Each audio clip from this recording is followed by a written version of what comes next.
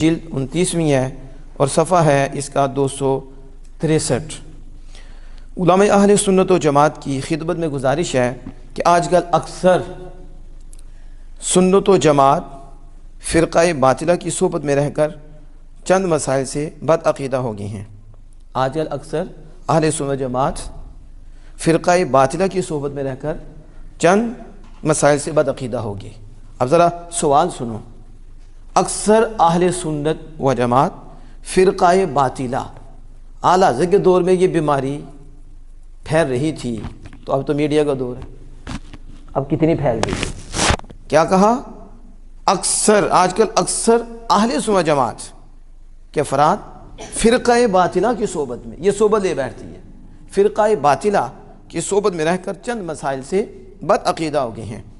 اگرچہ حضور کی تصانیف کثیرہ میں ہر قسم کے مسائل موجود ہیں، اعلیٰ حضرت عظیم مرتبت کی کتاب میں ہر قسم کے مسائل موجود ہیں، لیکن آخر کی نگاہ سے یہ مسئلہ نہیں گزرا۔ اسی واسطے اس مسئلہ کی ضرورت ہوئی، اور نیز عوام کا ایمان تازہ ہوگا اور بد عقیدہ لوگ گمراہی سے باز آ جائیں گے۔ من جملہ ان کے ایک مسئلہ ذیل میں تحریر ہے، ان کا ایک مسئلہ وہ نیچے یہ تحریر ہے۔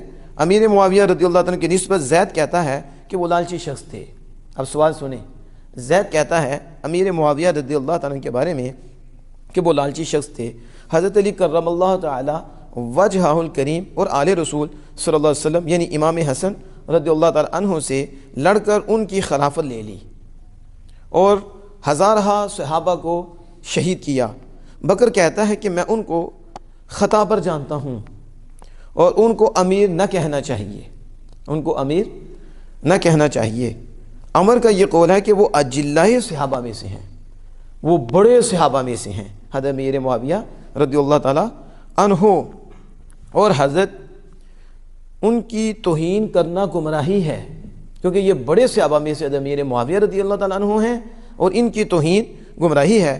ایک اور شخص جو اپنے آپ کو سنی المذہب کہتا ہے میں سنی ہوں اور کچھ علم بھی رکھتا ہے، آگے بریکٹ میں کرتے ہیں، حق یہ ہے کہ وہ نیرا جاہل ہے، اور وہ کہتا ہے کہ سب صحابہ اور خصوصاً حضرت ابوبکر صدیق رضی اللہ تعالیٰ عنہ اور حضرت عمر فاروق رضی اللہ تعالیٰ عنہ اور حضرت عثمان غنی ذو النورین رضی اللہ تعالیٰ عنہ لالچی تھے، نعوذ باللہ من ذالک، کیونکہ رسول اکرم صلی اللہ علیہ وسلم کی ناش مبارک رکھی گئی تھی اور وہ اپنے اپنے خلیفہ ہونے کی فکر میں لگے ہوئے تھے۔ ان چاروں شخصوں کی نسبت کیا حکم ہے جنہوں نے یہ کہا ہے؟ ان شخصوں کو سنت و جماعت کہہ سکتے ہیں یا نہیں؟ اور حضور کا اس مسئلہ میں کیا مذہب ہے؟ یہ اعلیٰ حضرت عظیم مرتبہ سے سوال ہوا، جواب سنیے۔ اعلیٰ حضرت امام اہل سنت الشاہ احمد رضا فاضل بریلوی فرماتے ہیں، اللہ عز و جل نے سورہ حدید میں، جو میں نے ابھی تلاوت کی، سورہ حدید میں صحابہ سید المرسلین کے ان کو دو قسموں میں بیان فرمایا، یعنی رسول اکرم صلی اللہ علیہ وسلم کے صحابہ کی دو قسمیں بیان فرمائی۔ ایک وہ جو فتح مکہ سے پہلے مشرف با ایمان ہوئے اور راہ خدا میں مال خرچ کیا اور جہاد کیا، اور دوسرے وہ کہ جو فتح مکہ کے بعد ایمان سے مشرف ہوئے۔ وَكُلًّا وَعَدَ اللَّهُ الْحُسْنَى، اور فرمایا دونوں فریقوں میں سے اللہ تعالیٰ نے بلائی کا وعدہ فرما لیا، دونوں فریقوں میں سے، اور جن سے بلائی کا وعدہ کیا ہے ان کو فرماتا ہے اولئک عنہا مبعدون، اللہ انہیں جہنم سے دور رکھے گا، اللہ ان کو وہ جہنم سے دور رکھے گا، اور یسمعون حسیسہا، وہ اس کی تو بنک تک نہ سنیں گے، اس کی آواز تک بھی نہیں سنیں گے، اتنے دور رکھے جائیں گے۔ وَهُمْ فِي مَا اشْتَهَتْ أَنفُسُهُمْ خَالِدُونَ لَا يَحْزُنُهُمُ الْفَزْعُ الْأَكْبَرُ، اور وہ اپنی من مانی خواہشوں میں ہمیشہ رہیں گے، قیامت کی سب سے بڑی گھبراہٹ انہیں غمگین نہیں کرے گی۔ یہ اللہ نے اپنے محبوب کے پیارے صحابہ کرام رضوان اللہ تعالیٰ علیہم اجمعین کے متعلق فرمایا۔ وَتَتَلَقَّاهُ الْمَلَائِكَةُ، فرشتے ان کا استقبال کریں گے، صحابہ کا فرشتے استقبال کریں گے۔ هَذَا يَوْمُكُمُ الَّذِي كُنْتُمْ تُوعَدُونَ، یہ کہتے ہوئے استقبال کریں گے، یہ کہتے ہوئے کہ یہ تمہارا وہ دن ہے جس کا تم سے وعدہ تھا۔ اب پہلے اعلیٰ حضرت امام اہل سنت بتا رہے ہیں صحابہ کون ہیں، ان کے لیے تو آیات کریمہ نازل ہوئی ان کی شان میں، ان کا مقام تو اللہ نے واضح فرمایا، اور جہنم سے دور رکھنے کا اللہ نے وعدہ فرمایا، اور جنت کا اللہ نے ان سے وعدہ فرمایا، اور پھر میں کہ فرشتے ان کا استقبال کریں گے۔ کیسے کہ وہ فرشتے بھی کہیں گے یہ وہ تمہارا دن ہے جس کا تم سے وعدہ تھا۔ رسول اللہ صلی اللہ علیہ وسلم کے ہر صحابی کی یہ شان اللہ عز و جل بتاتا ہے، ہر صحابی کی۔ اصل میں ہر میں درد ہے اور ہر سے ہی مرض ہے۔ کیا ہے؟ جیسے میرے دعوت اسلامی نے نعرہ لگوایا ہر صحابی نبی جنتی جنتی، صحابی نبی سے نہیں مرے، ہر سے مر گئے ہیں، اور اللہ بھی فرماتا ہر، تو اعلیٰ حضرت کہتے ہیں ہر کیا؟ تو اب تو نہیں بندے کو جانا چاہیے مر، کیونکہ اللہ پاک ہمارا ہر کیا؟ ہر صحابی کی شان میں یہ آیت کریمہ ہے، ان کی شان میں ہے۔ جو کسی صحابی پر تان کرے، تبرہ بکے، نعوذ باللہ من ذالک، ان پہ الزام لگائے، اللہ وحدہ قہار کو جھٹلاتا ہے۔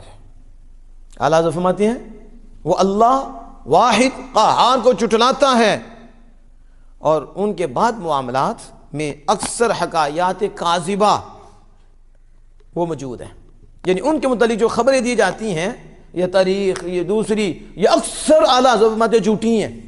کیا ہے؟ ادھر ہمارے پاس وہ تاریخ لے کے آتے ہیں، ہم نے کہا تاریخ قرآن کے آگے چلے گی؟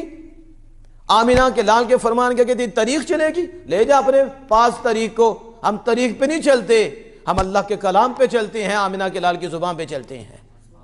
تو طریقے لے کے آتا، اور امام اہل سنت مجدد دین و ملت الشام رضا حفاظ بریلوی علیہ رحمۃ الرحمن فرماتے ہیں کہ صحابہ کے معاملات میں یہ جو اکثر حقائقیں ہیں اور اکثر خبر دی جاتی ہے، یہ جھوٹی ہیں، یہ کاذبہ خبریں ہیں، اور ارشاد الہی کے سامنے انہیں پیش کرنا کسی مسلمان کا کام نہیں ہے۔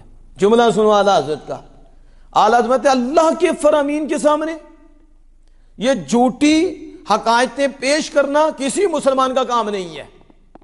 میں کہتا ہوں یہ ایک جملہ ہی سمجھ جاؤ۔ تم آج سیدنا امیر معاویہ رضی اللہ عنہ پہ بولتے ہو، آج حضرت سفیان رضی اللہ تعالیٰ پہ بولتے ہو، ہندا پہ بولتے ہو، سیدنا فاروق اعظم پہ بولتے ہو، سیدنا صدیق اکبر رضی اللہ تعالیٰ عنہ پہ بولتے ہو، سیدنا عثمان غنی ذی النورین پہ بولتے ہو۔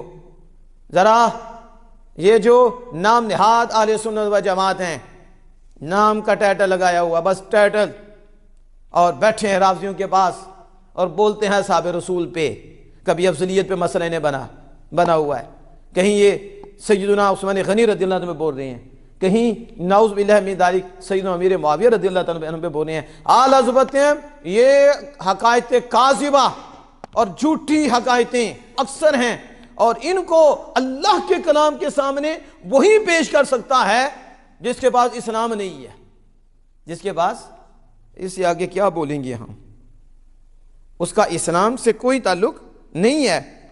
رب عز و جل نے اسی آیت میں اس کا منہ بھی بند کر دیا ہے، منہ بھی فرمایا کہ دونوں فریق صحابہ رضی اللہ تعالیٰ عنہم سے اللہ نے بھلائی کا وعدہ فرما لیا ہے۔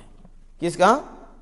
بھلائی کا وعدہ فرما لیا ہے، بلکہ واللہ بما تعملون خبیر، اور اللہ کو خوب خبر ہے جو تم کرو گے۔ اللہ کو تو اس کی بھی خبر ہے کہ وہ کیا کریں گے، تم کیا کرو گے، اس کے باوجود بھی اللہ عز و جل نے ان سے بھلائی کا وعدہ فرما لیا۔ اب اعلیٰ آ کے فرماتے ہیں اس کے بعد کوئی بکے اپنا سر کھائے خود جہنم میں جائے۔ اس کے بعد بھی، اتنی واضح آیات کے بعد بھی، اللہ عز و جل کے فرامین کے بعد بھی، اب کوئی بکے اپنا سر کھائے اپنا اور خود جہنم میں جائے۔ خود یہ کس نے لکھا؟